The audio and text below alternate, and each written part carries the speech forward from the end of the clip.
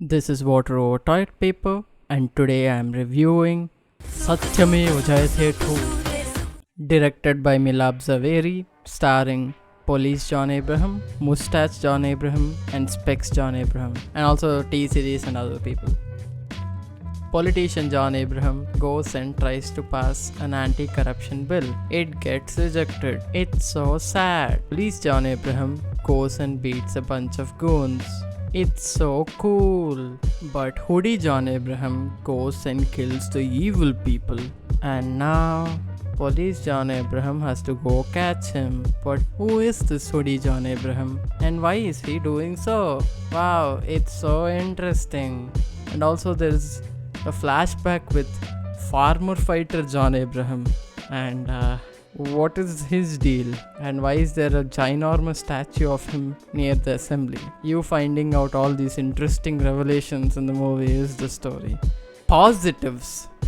This movie has none. If you consider people being in focus, lights existing, actors existing on set, some boom operator picking up sound, and all these as positives, I would say, yeah, those are the positives.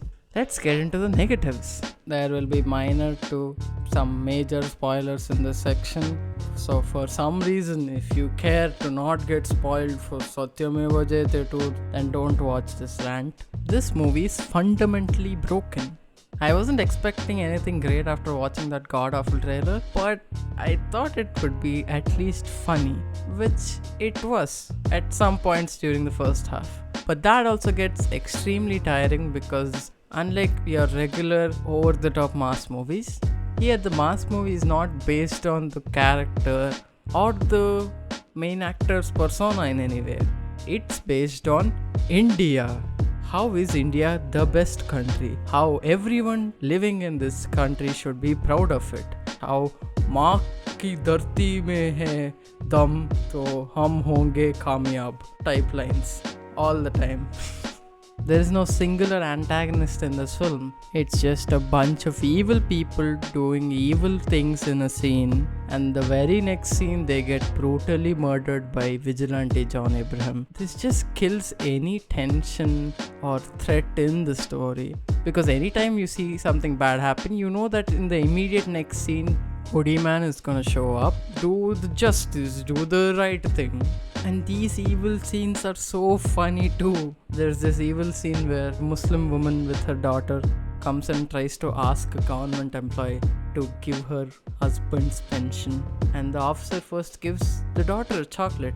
And then he turns evilly and asks, hey, if you want the pension, then you have to sleep with me. And the Muslim woman goes like, go tell this to your mother.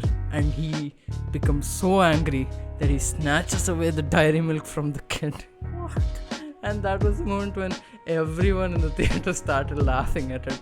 Now I'm gonna compare this to Vijay's Mersal because it's very similar in that there is the hero playing triple action with two of them being the sons of one, and the father having a sad flashback where he gets betrayed and how they sort of take revenge on that. Mersal is genius compared to this horseshit. There are actual characters with each of them having unique personalities. John Abraham was terrible in this movie, and I can't really blame him entirely because Milap gave him nothing to work with. All his three characters are bland. Here the only way you tell the difference from each other is what I've been doing with Hoodie Man, Specs Man, Mustache Man. Even Mersal had the social messages and all that, but it is way more focused with it only being about the medical mafia or whatever. And you have a singular antagonist in S.J. Surya there. But here it's just a bunch of random evil things. In the beginning you think, okay, it's about corruption, I guess. He is gonna go beat up the corrupt officers or whatever. But then in the second half there is a rape victim, there is a goon who forces kids to beg. It's just like, what does this have to do anything with corruption?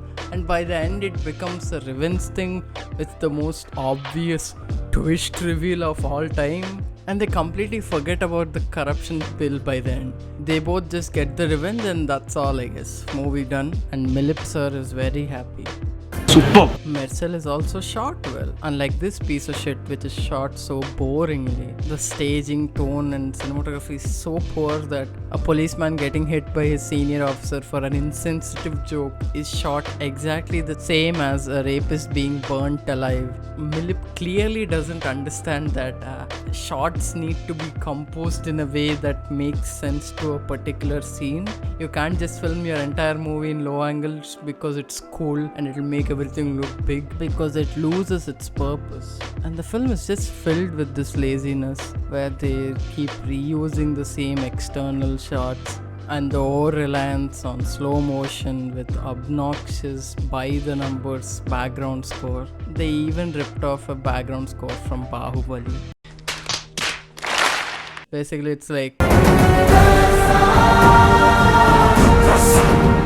Azad blah blah blah, because I don't remember his name. It just says his full name. This is a mass masala movie. You want to hear good punchy lines, and what do you get instead of that?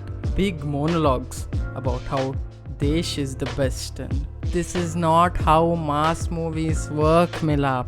You need to earn these payoffs. You can't just keep screaming India, India, India and pretend like anyone gives a fuck. There's not a single piece of dialogue that even comes close to be called human. No one talks to each other like normal people. They're always on about patriotism and India and corruption with just rhyming words. It's the same kind of writing Milap did even in his sex comedies, where it's like, मैं सुबह boys को उठाने आई हूँ, मैं इन लड़कों को दूध पिलाऊंगी. It's just disgusting. There it was ovulating at a hot woman. Here it's ovulating at the hot Indian flag. There's a point in the film where John Abraham has lifted two full-grown men with his bare arms, and then he just drops them because the Indian national anthem starts playing, and he just stands there all erect with his six-pack popping out. That was very funny. And Milap is definitely obsessed with John Abraham's six-pack abs and his ginormous biceps and his dimples, and my god, John Abraham's dimples have more depth than the story. And also this national anthem scene was done way better in Singham 2, everybody. Look at this. This bodybuilder is just standing there as they are hitting him with fake wooden objects. Oh wow, so cool. We'll shoot it in slow motion, okay? It will look like wow. But here you have Chad Singham standing there and waiting for the scene to kick off. And when it does,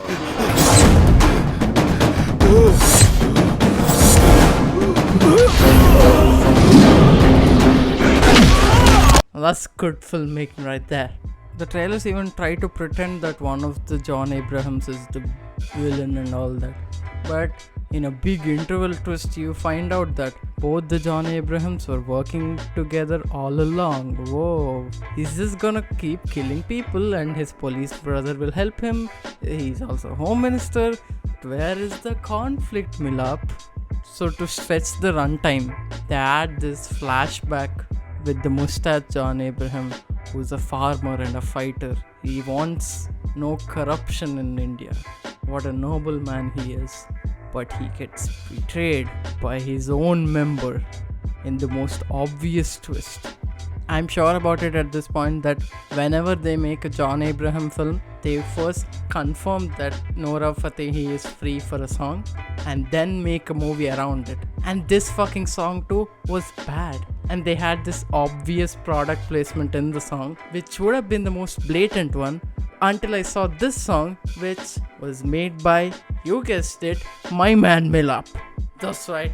He gets the big checks because he delivers on his advertisements, ladies and gentlemen. The tone of the movie is all over the place, where one John Abraham is brutally burning a rapist. On the other side, the other John Abraham is pretending to be this John Abraham in a very Judwa-like scene, where he's like, "Hurry, yaar Bobby, don't kiss me please. I'm not your husband. I'm just a twin who looks exactly like him. Wow, ha ha ha, what a funny." And then you cut to the rapist is burnt. And 2 months later,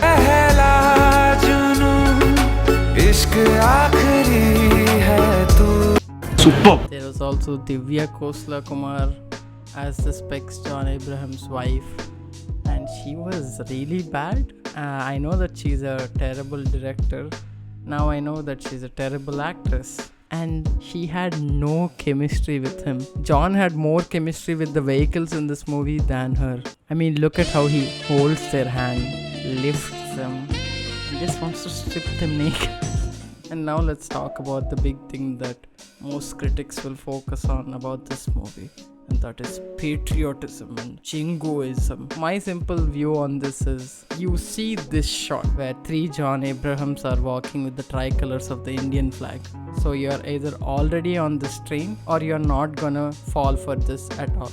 There is no subtle manipulation going on that will suddenly make people jingoistic or whatever.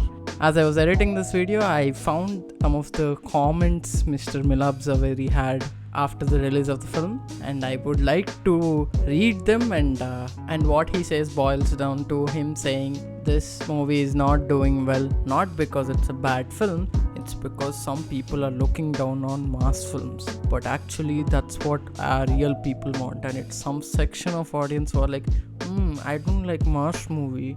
So Milab, I want to be as straightforward as possible. People don't want to watch this movie because it sucks. Not because it's a mass movie, not because it's a commercial movie and these city living elite people are against mass movies. No, the same people just watched Suryavanshi last month because it was actually decent, unlike your pile of shit. Satyameva Jayate 2 is an awful, loud, headache-inducing movie with no redeeming qualities whatsoever. And the only ideal way to watch this movie is with a bunch of friends making fun of this movie. And I give this piece of shit a 1 out of 10. I feel like I physically aged in those 2.5 hours I spent in the theater, and I'm never getting them back. So you better like this video, subscribe to this channel, and share this video with friends and family so that they don't suffer like me. It's a very honest request I'm making. There is no jokey jokes here. This is seriously a nightmare to sit through and edit. Milab, just go make your bad sex comedies. We'll pretend this never happened. Just leave us, please. And also, your movie sucks and that's why it's not making money. Anyways, click these links to find more positive reviews given by us. Thank you. Bye bye.